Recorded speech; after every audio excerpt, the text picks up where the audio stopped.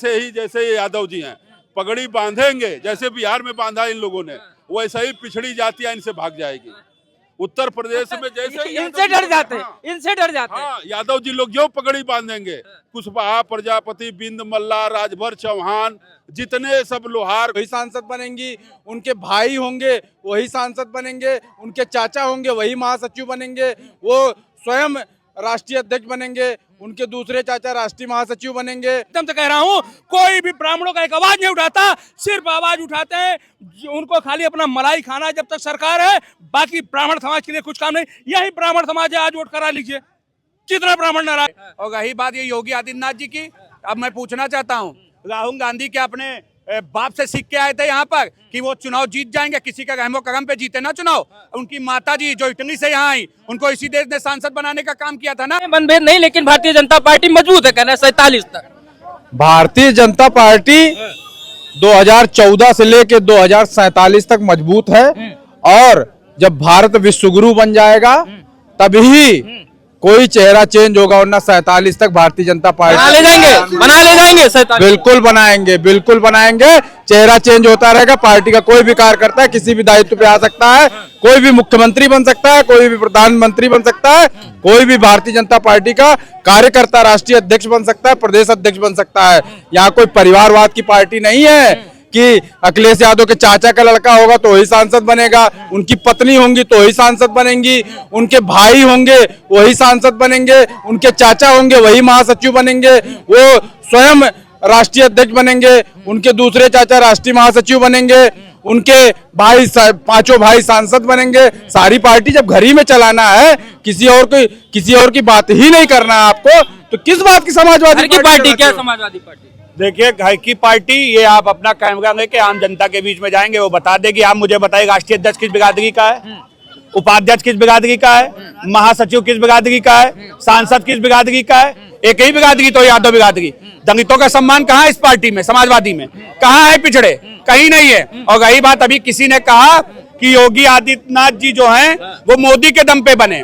देखिए, उनको बता दूं, योगी जी तब से सांसद हैं जब समाजवादी पार्टी भी इसी उत्तर प्रदेश में शासन कर चुकी, मायावती भी इस उत्तर प्रदेश में, तब भी उनको किसी माई के नाम ने वहां हराने की हिम्मत नहीं जुटा पाई, वहां अकेले दम पर अपने दम पर सांसद बने। और रही बात मोदी जी विश्व के नेता हैं, देश के प्रधानमंत्री जी हैं, वो उत्तर प्रदेश में मुख्यमंत्री बनने नहीं आएंगे।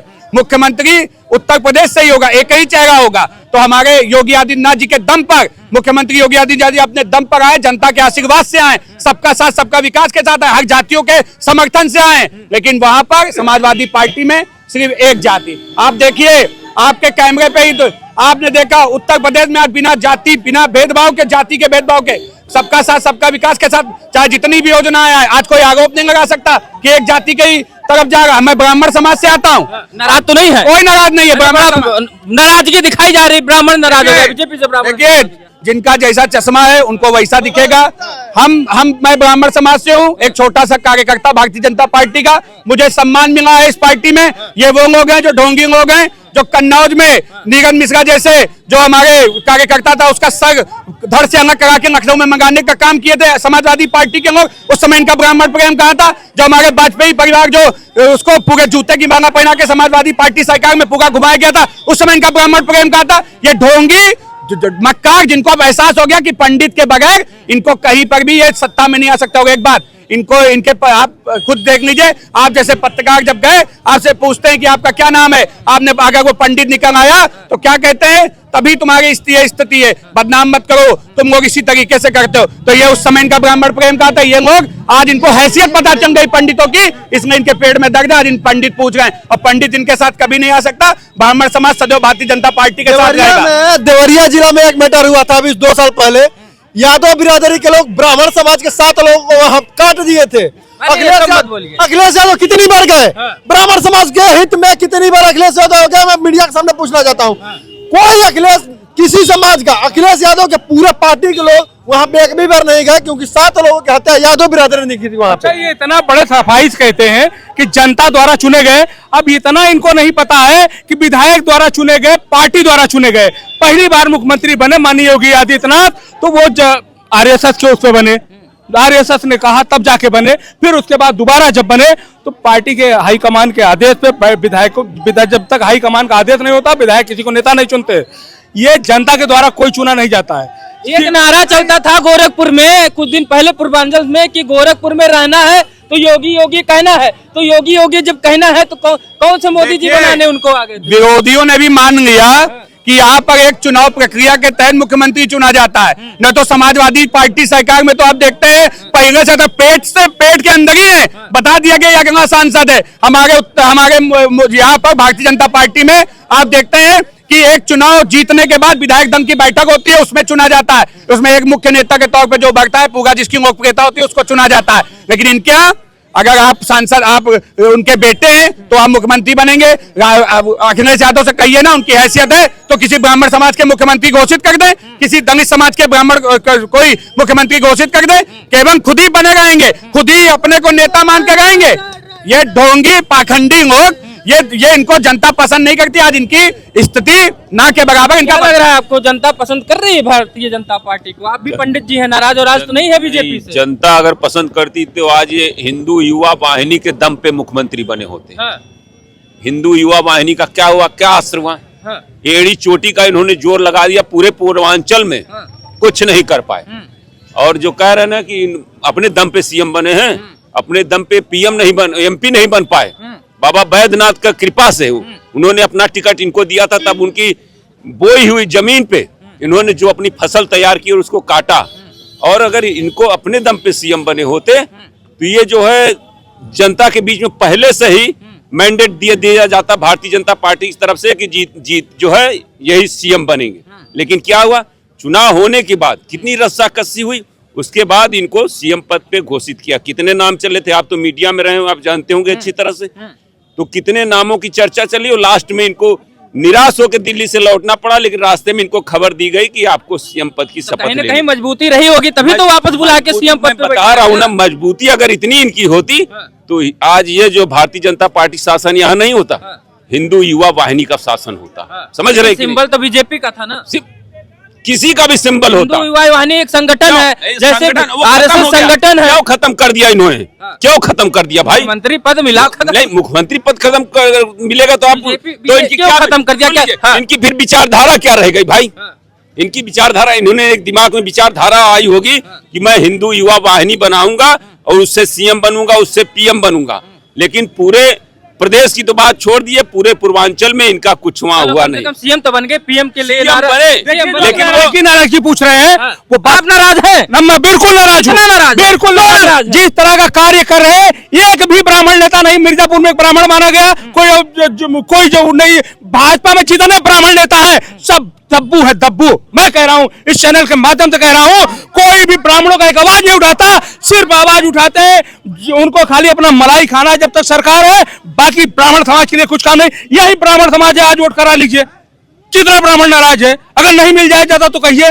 ब्राह्मण बिल्कुल नाराज है। चाहिए बीजेपी? देखिए बीजेपी से चाहिए आप कम से कम हमको मुख्यमंत्री मत बनाइए। कम से कम जिस तरह से एक था कि ब्राह्मणों की बनाई पार्टी थी, कुछ जगह जिला अध्यक्ष बनते थे वो भी आप बंद कर दिए, प्रदेश अध्यक्ष बनते थे वो भी बंद कर दिए, मुख्यमंत्री भी नहीं बनेंगे, कुछ नहीं बनेंगे। आप क्या कहोगे? ब्राह्मण मीटिंग में बीजेपी का राष्ट्रीय अध्यक्ष पिछले 10 साल से कौन था? पहले मेरी बात सुनिए। अरे परिवारवादी पार्टी करने वाले, गुजरातवादी पार्टी, यहाँ अध्यक्ष कौन? बड़ा नेता कौन करता था? जेपी नड्डा के पास कोई नहीं जाता था, या तो हम माननीय जो है गृहमंत्री के पास जाता था या तो प्रधानमंत्री के पास जाता था। जेपी नड्डा जो है मनमोहन सिंह की तरह रिमोट वाले अध्यक्ष थे, रिमोट वाले थे। मैं कह रहा हूँ चैलेंज के साथ, आप जो बने हैं आर्य नवीन वो भी रिमोट, सब रिमोट वाले हैं, सब रिमोट वाले हैं। जब अमित शाह और मोदी जी नहीं थे, पहले अटल जी थे, तब भी वो भी रिमोट। देखिए माननीय मुरली मनोहर जोशी, राजनाथ सिंह, माननीय जो है अडवाणी जी, अटल जी, ये सब नेता थे। ये जो सब नेता थे, बाकी सब रिमोट कंट्रोल। ये समाज, ये जो यहाँ खड़े हैं ये भी रिमोट कंट्रोल से ही चल रहे हैं। आप समझिए, ये इनको जितना बताया जाता है उतना आके कहते हैं यहाँ पे। और रही बात ये योगी आदित्यनाथ जी की, अब मैं पूछना चाहता हूँ, राहुल गांधी क्या अपने बाप से सीख के आए थे यहाँ पर कि वो चुनाव जीत जाएंगे, किसी का रहमो करम पे जीते ना चुनाव। उनकी माताजी जो इटली से यहाँ आई, उनको इसी देश ने सांसद बनाने का काम किया था ना, वो भी तो किसी के दम पे ही बनी थी। कोई किसी ना किसी जनता ही चुनाव जिताती है ना। और मुख्यमंत्री क्या, जब चुनाव हुआ था मनमोहन सिंह जो थे, मनमोहन सिंह क्या प्रधानमंत्री थे, रिमोट कंट्रोल थे, वो उनको चलाती कौन थी? सोनिया गांधी थी। आपने वीडियो देखा होगा, जब कोई जनप्रतिनिधि दूसरे देश का आता था तो पहले सोनिया गांधी जब खड़ी होती थी और मनमोहन सिंह बगल में खड़े होते थे तो पहले सोनिया गांधी से हाथ मिलाता था, बाद में मनमोहन सिंह से हाथ मिलाता था। ये रिमोट कंट्रोल की बात तो ना ही करें जी, जो लोग खुद रिमोट कंट्रोल से चल रहे हैं हम लोगों को सीखने की जरूरत नहीं है। और रही बात पूर्वांचल में कोई स्थिति नहीं चली, मैं कह देना चाहता हूं कि ये वो लोग हैं जो पूरे देश में कहीं नहीं चले, वो सिर्फ एक पूर्वांचल में अगर सीटें नहीं आई वहां की चर्चा। पूरे देश में आप कहां थे? उत्तर प्रदेश में अवध में कहां थे? ब्रज में कहां थे? बताइए मुझे ना।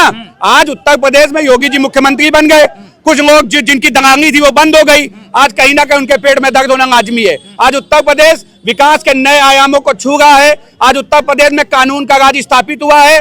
तो सही बात है, जो गुंडे अपराधी थे, जो उनके संरक्षक थे, उनको कहीं ना कहीं दर्द होना लाजमी है। अच्छा, एक सवाल आपसे, अगर बसपा का और कांग्रेस का गठबंधन हो जाता है तो भारतीय जनता पार्टी कमजोर पड़ेगी कि मजबूत? आप मुझे बताइए, इसी उत्तर प्रदेश ने 2017 में 2 लड़के आए थे, याद होगा आपको, क्या हासिल हुआ था? विश्व भी थे। सुनिए, 2019 में भी मायावती जी और अखिलेश यादव जी का, जिन मायावती जी को आज ये कोस रहे हैं, उन मायावती जी के पूरे पैरों पे गिरे थे मियां बीबी की नहीं गिरे थे, अखिलेश जी और डिम्पल भाभी गिरे थे ना।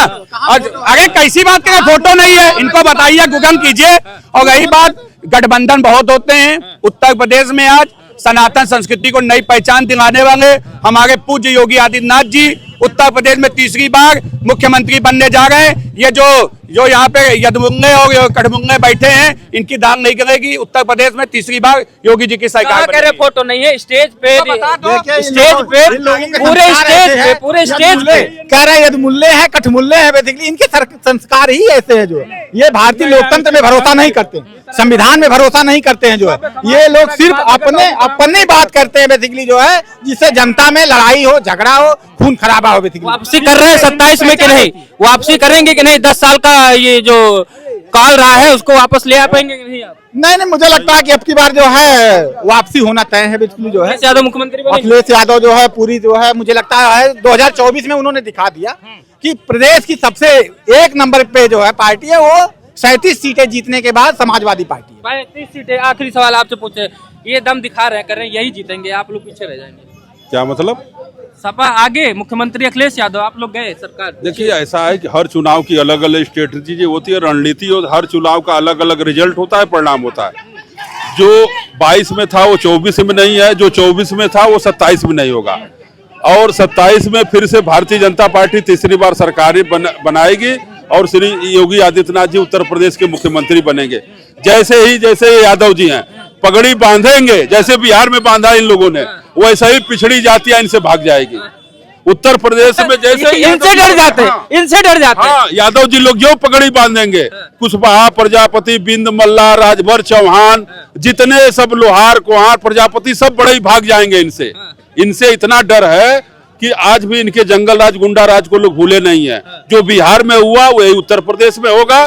जब तक ये लोग बाबा साहब अम्बेडकर के विचारों को नहीं पढ़ेंगे, उनके अनुयायी नहीं बनेंगे, उनकी विचारधारा को नहीं मानेंगे और राष्ट्रीय अध्यक्ष का पद किसी दूसरे अन्य समाज को और मुख्यमंत्री का पद नहीं देंगे, तब तक इनकी सरकार नहीं बनने वाली है। बांधेंगे तभी तो नहीं। देखिए, ये पगड़ी जो है हमेशा जो है कर्मकार बांधता है। जो किसान है, मजदूर है, जो लोग मेहनत करके खाना खाते हैं, बेसिकली जो है खून पसीना बहाते हैं, वो लोग पगड़ी बांधते हैं। जो तभी हार जाते हैं, वो कहाँ हारेंगे? जो है अब की बार 37 सीटें जीती जो है समाजवादी पार्टी जो है, तो देश की तीसरे नंबर की सबसे बड़ी पार्टी है आज की डेट में। जो लोग हम लोगों को कह रहे हैं कि ये सबसे बड़े खराब लोग हैं, वो कहाँ टिके हुए, खाता तक नहीं खोल। दर्शकों, आपने देखा, हमने 27 के लिए बात करना शुरू करा क्योंकि चुनाव है, 1 साल बचा है।